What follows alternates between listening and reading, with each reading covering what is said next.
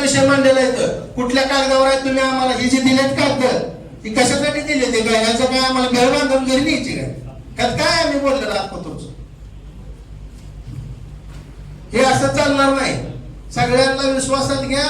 खऱ्या अर्थाने टेंडर काढायचं होतं तर अगोदर सभागृहातल्या सगळ्या सदस्यांना ही तुम्ही मांडणी करून मग काढायला पाहिजे होतं. असं मनमानी कारभार करू नका.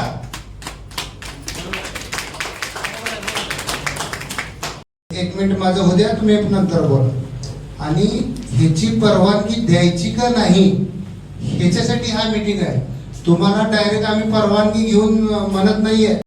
स्पीड असतो रस्ता बाकीचा सगळा चांगला आहे, त्याला कंटिन्यू स्पीड राहते. आणि जवळ आले की अचानक ती स्पीड तिथं कमी होत आहे, करता येत नाही, मग तिथं अपघात घडते.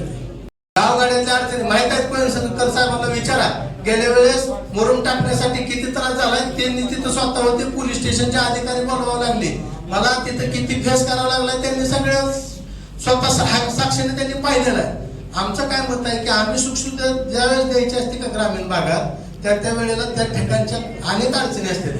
आणि त्या अडचणीसाठी आमचं काय मत आहे की बाबा तिथं मुरमीकरण असेल, शेजार वाढलेलं असेल, हे जे रस्ते आज प्रमुख रस्ता आहे कोरडवाडी साहेब, तुम्ही बी कितीतरी वेळा आलाय, तुम्ही बघितलाय तो पॅच बावी बसला असेल, कुर्डू बसला असेल. चला आता दाखवतो तुम्हाला. बॅरिगेट नसेल ना तुम्ही म्हणेल तुम्ही दंड घेणार.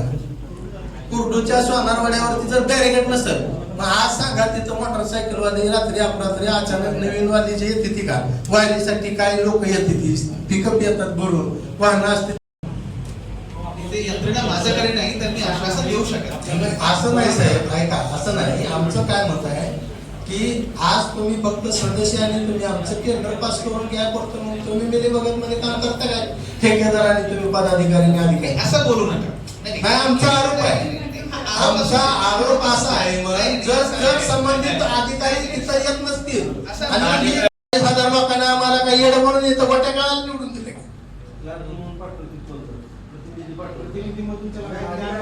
काहीतरी असावं की काय त्याला म्हणजे ते आम्ही जे पोटतिडकीने भावना मांडतो